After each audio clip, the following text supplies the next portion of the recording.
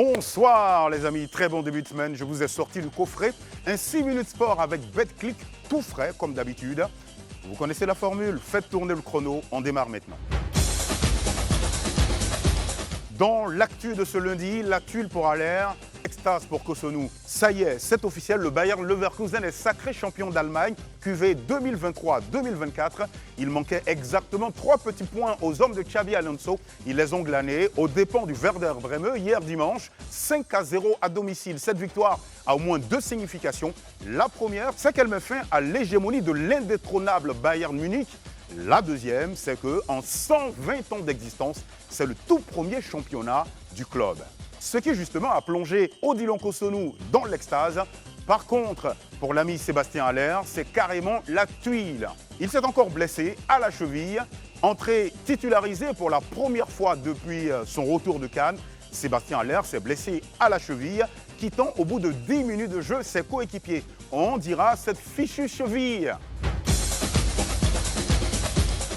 Également dans l'actu, Evan Dika va beaucoup mieux.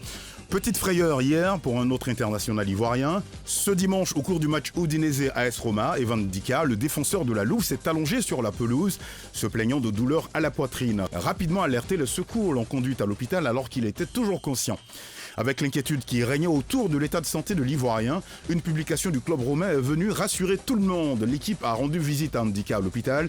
Evan se sent mieux et est de bonne humeur. Il restera sous observation pour des tests à l'hôpital. Allez Evan, pouvait-on lire sur le compte X de l'AS Roma, même s'il doit encore passer des examens supplémentaires, son entraîneur Daniele De Rossi a expliqué que le pire était passé. D'ailleurs, tous ses coéquipiers ont pu lui rendre visite à l'hôpital. On dira donc plus de peur que de mal. Toute l'équipe de 6 minutes sport avec BetClick envoie beaucoup de force aux champions d'Afrique.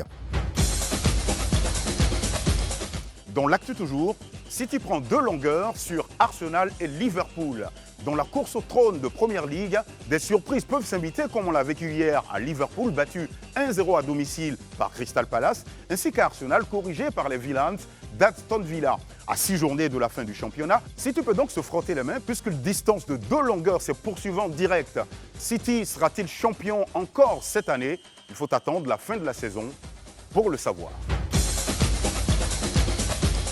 À l'affiche, quart de finale retour de la Ligue des Champions, la pression monte. 2 grosses rencontres nous attendent, c'est mardi et mercredi. Catalans et Parisiens ouvrent le bal. Merengue, sinon Citizens et Merengue le referment. Pour ce faire, quelques amis ont voulu nous envoyer leurs pronostics. Coucou, salut, c'est DJ Arsenal, le Okage premier. Alors, fervent supporter du Barça pour ceux qui me connaissent. Alors, sachez qu'en ce moment précis, je suis hyper optimiste.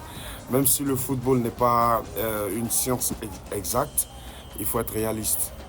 Au stade psychologique où le Barça est arrivé, je ne pense pas que le PSG puisse avoir des chances de nous évincer. C'est déjà plié. Mais comme ce match doit se jouer, alors on le jouera. Mais sinon, c'est mort quoi, pour le PSG. Quart de finale retour. Real Madrid, Manchester City. Mais la meilleure équipe d'Europe, c'est le Real. Toi, tu connais, toi, tu as discuté. Sinon, toi, tu sais que ça ne chauffe pas. City, ça joue bien, ça joue fort.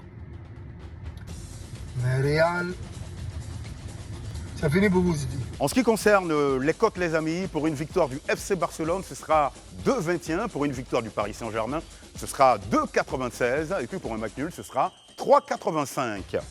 En ce qui concerne Manchester City et Real Madrid, pour une victoire de Manchester City, ce sera 1,67. Pour une victoire du Real Madrid, 4,67. Et pour un match nul, ce sera 4,23. Dans le focus, le tournoi Mousso Foot, place au jeu. Les vacances 2024 seront rythmées à l'ambiance du tournoi Mousso Foot qui vise à mettre en lumière le football féminin, non seulement, mais aussi à le rapprocher beaucoup plus du public. Pour cette saison, le vainqueur, sinon l'équipe vainqueur du tournoi empochera la somme de 2 millions, celle qui finira deuxième, la somme d'1 million, et puis la troisième repartira avec 500 000 francs CFA. On dira qu'on ne fait qu'une petite pause pour nous retrouver seulement vendredi. D'ici là, portez-vous bien les amis. Salut!